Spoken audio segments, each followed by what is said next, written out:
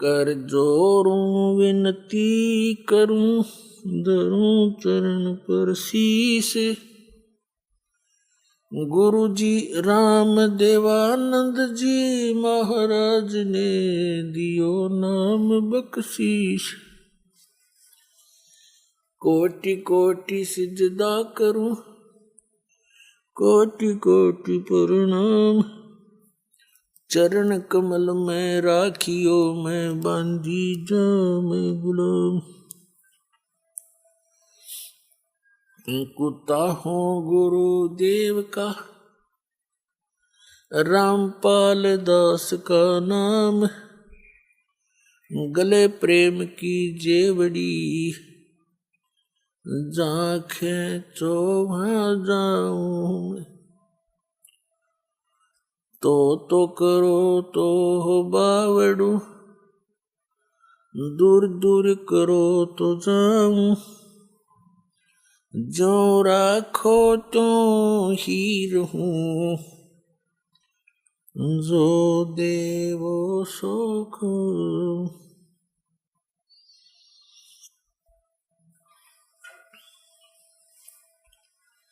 परम पिता परमात्मा पूर्ण ब्रह्म सारी सृष्टि के रचनहार कुल मालिक कबीर देव कबीर परमेश्वर जी की असीम रजा से आप सभी पुण्यात्माएं यथार्थ आध्यात्मिक ज्ञान सुन रहे हैं।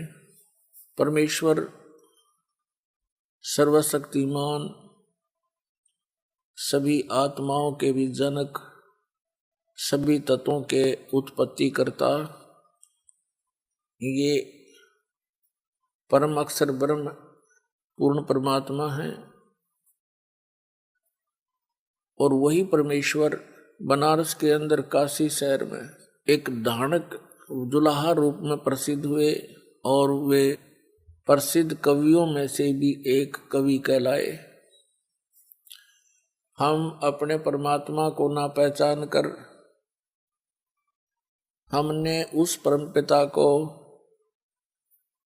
एक कवि और एक जुलाहा शूद्र वर्ण का जानकर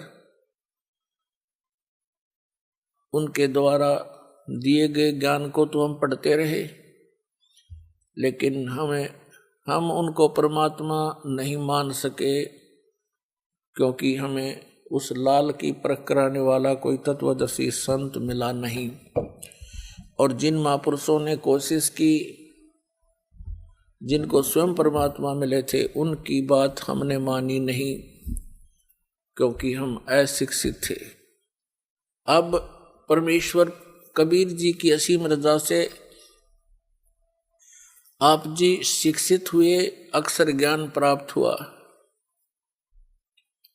और इस दास को तत्वदर्शी संत बनाकर आपके लिए यहाँ भेजा। अब हम उस परमात्मा को पहचानेंगे,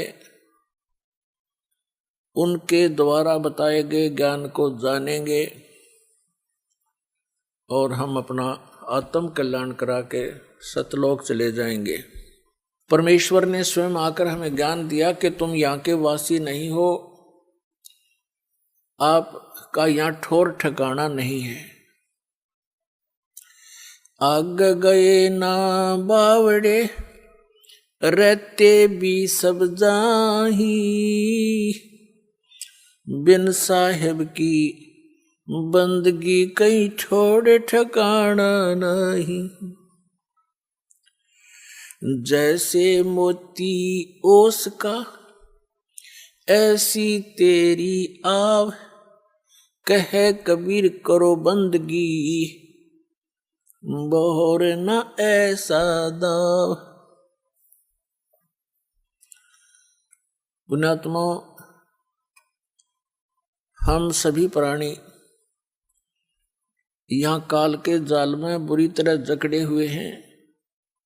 ऐसा सुनियोजित षड्यंत्र है इस काल भगवान का। ये जीव सतर की बुद्धि इसको समझ नहीं सकती। परमेश्वर ने आकर के स्वयं ये ज्ञान बताया कि तुम यहाँ रह रहे हो, ये तुम्हारा ठिकाना नहीं है। और यहां कोई भी प्राणी सुखी नहीं है। और आप जी ने इस झूठे सुख को सुख मान रखा है। कौन से सुख को?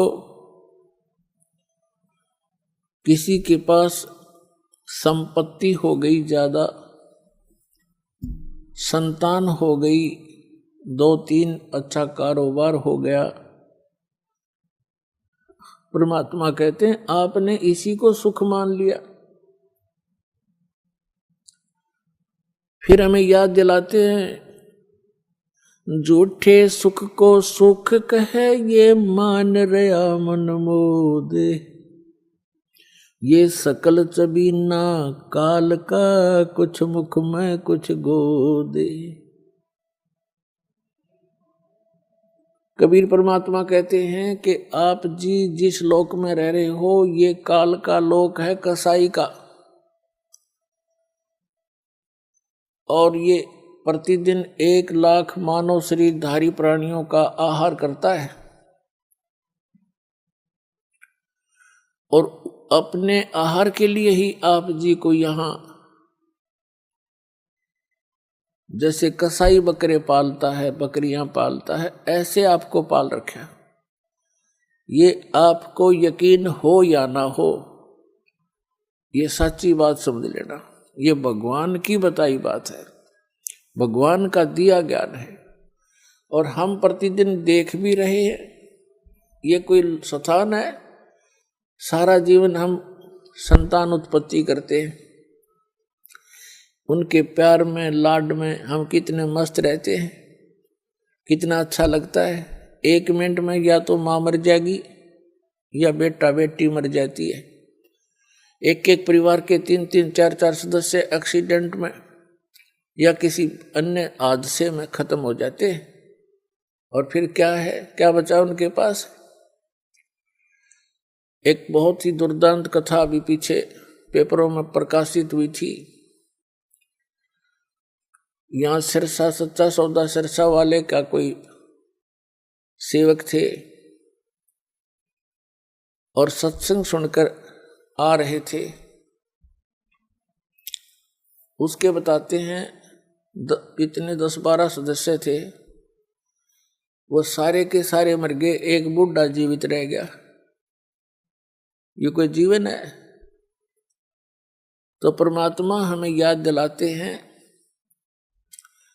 कि आप यहां कसाई के लोक में रह रहे हो, और इसने आप जी को केवल इसलिए पाल रखा है जैसे कसाई बकरे पालता। उसका उद्देश्य क्या होता है? अंडरस्टूड है। और आपकी बुद्धि केवल जीव सत्र की है, इसलिए परमात्मा ने आकर अपने बच्चों पर दया करी कि आप मेरी शरण में आओ। कबीर साहब कहते हैं फिर आपके ऊपर काल का जो प्रभाव है वो निरस्त हो जाएगा। फिर आप काल के मुख में नहीं जाओगे, आपको काल नहीं खा सकता। आपके बच्चों की सुरक्षा करेगा परमात्मा, आपकी सुरक्षा करेगा।